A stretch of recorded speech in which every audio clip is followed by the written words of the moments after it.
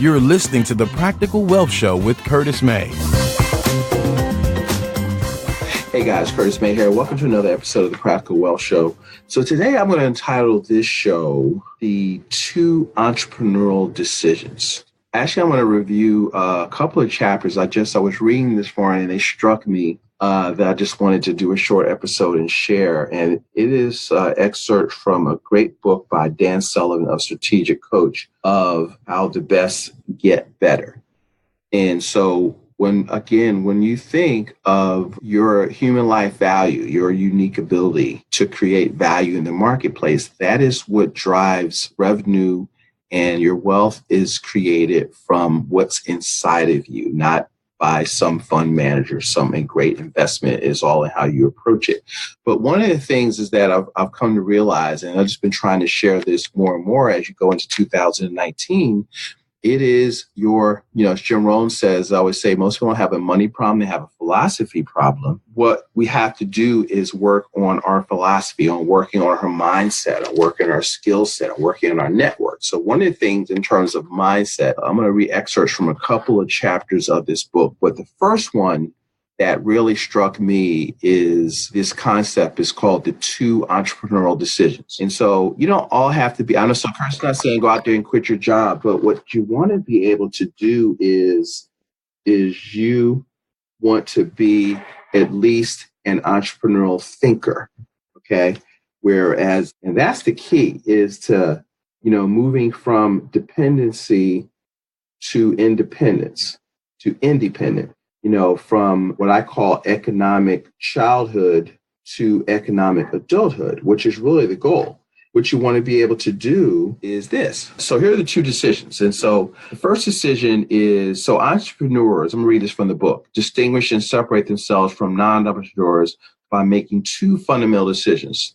These can be made consciously or unconsciously. One, the first decision is to depend entirely on their own abilities for economic security. Woo, is that scary? All right. And, but that's the decision that you've got to make, that I am going to depend on my abilities to make money.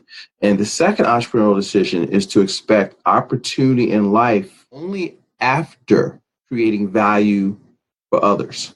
Okay. And see, what happens is once you make this decision, limitation opposed by dependency and entitlement disappear. New decisions and actions become possible once you begin to see life through entrepreneurial eyes.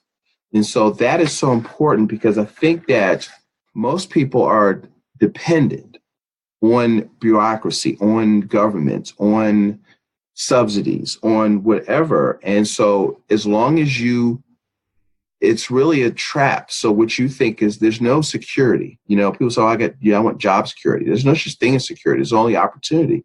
And so you can get fired for one of 2 reasons, any reason or no reason at all, right? And so what happens is we've got to work to, make ourselves what I call more or less fragile. You want to become anti-fragile. So I was meeting with a client the other day, and this person worked at the government. Fortunately, they weren't furloughed, but it was a wake-up call for her, because it's like they know people that are. And, if you don't have more than one income, if you haven't saved enough money, if you're SOL, excuse the expression. So that's the thing. So as you see what's going on, you've got to say, okay, listen, how do I strengthen my personal economy? How do I structure it so that it thrives in good times and bad? So I check out our website where we talk about the practical wealth process, where we're looking at your personal economic model. So you have to first, there's more opportunity in minimizing your losses than there's trying to pick winning investments. So you need to, and one of the things that we do is you got to break it down. It's like people think it's all about investing. It's not. You got to manage your cash flow. I don't like budgeting, but I like cash flow management as a forecasting tool, as an awareness tool, so that you can direct money to your savings, or if you see the video, your green tank, so that you have a certain amount of money that you have liquidity use and control. So if you have capital available as you invest in your mindset, then what happens is opportunities present themselves. And then when they happen, you have the money to pull the trigger. If you see a deal, once you educate yourself, the deals will be there, and money, if you have cash, opportunities will find you. So another concept in this short video I want to talk about is the no entitlement attitude. Okay. And so what Dan talks about is that, we're in an age of entitlement. So people expect stuff. I talk to a lot of young clients. What is the government going to do? What are you going to do? Because it's, again, you always look for people to solve your problems. You have to see, in order to because that's why you're dissatisfied, because you're looking for other people to solve your problems. And so in order to escape this world of dissatisfaction and this universe of bureaucratic dependency, you got to have a no entitlement attitude. No entitlement means that no one owes you anything.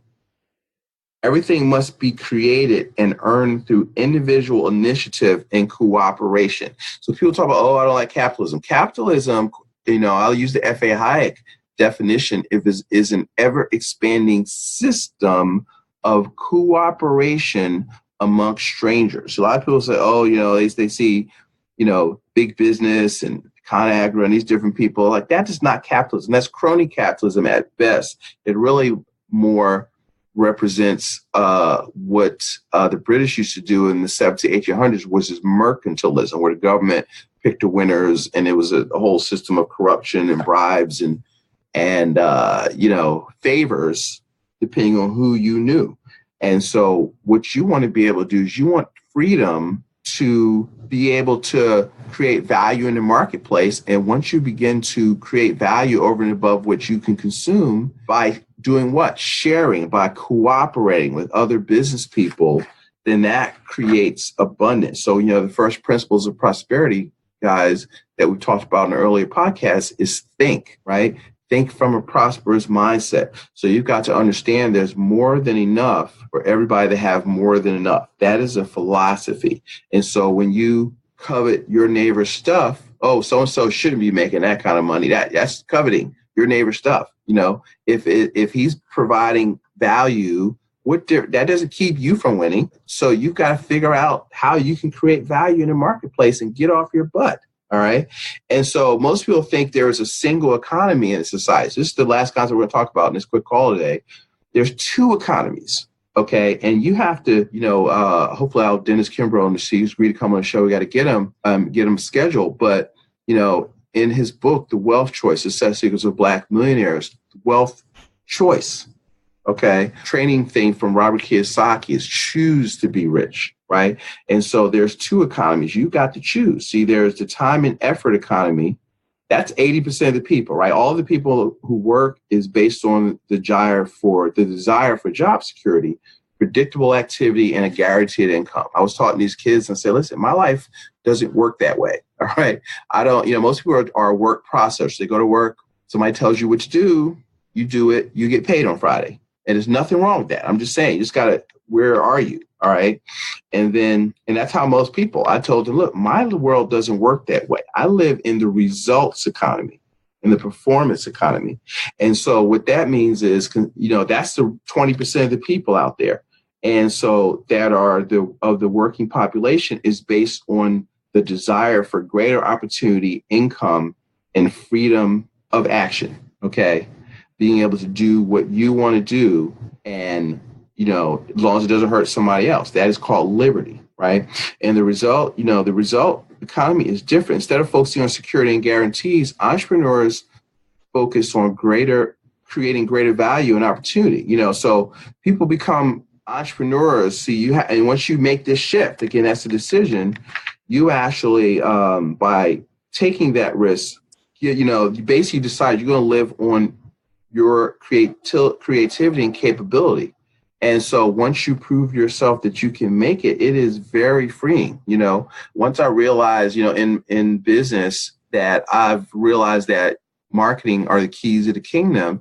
And once you know how to find your customers and serve them so that you attract them to you, then you can get off of the, what I call I was speaking to this group of entrepreneurs last week, the income roller coaster, up one month, down the next month, because, we don't have predictable marketing that will always bring, because marketing is a system that always bring new people to. We're actually going to do a workshop on this coming out. So keep an eye out and get on our mailing list. And so once you do that, you don't need an employer or a job, and so security is the ability to produce. You also think it's a good idea.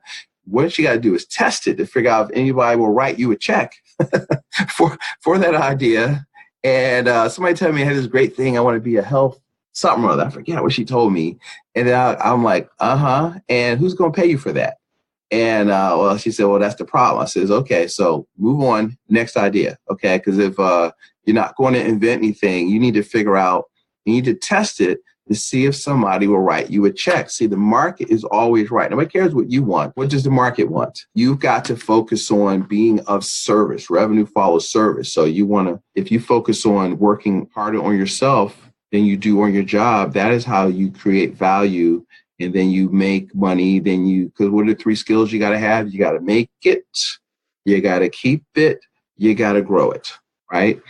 Coach Curtis here is to help you keep it and grow it, and a little bit on making it. So that's what we talk about, get money, bank it, borrow it, spend it, repay it, the money for life formula. But you got to get it. I always tell people, look, I can't steer a parked car. So a lot of times when I'm talking with business owners, I will walk you through a marketing consultant, marketing, like what I call find, when I do financial stuff, we find the money that you're losing unnecessarily. Well, on the marketing side, I can take people through analysis where we're finding what I call your hidden marketing assets that are sitting there. You're just not seeing them as an asset and you're not using them. And a lot of times you can grow your revenue of your business 25%, 50% in 3 to 6 months if you just knew what you were looking for. So anyway, so short, sweet day. I'm recording this as you record. This probably won't be out, but I'm recording this on Martin Luther King Day. So anyway, I just had these thoughts on my mind. It was something I was reading this morning. I figured I would share it real quick. Keep tuned for next week's show. We've got some great guests coming on board. I thank you guys for listening. Listen, like, and share. Leave us a comment if you can. And also text, if you want more information on, why we say financial planning has failed. Don't forget to text cash flow #ebook to 26786, and we will get my fabulous book out by Ken Butler out to you. All right. So, hey, go out there and make it a prosperous day. Thank you.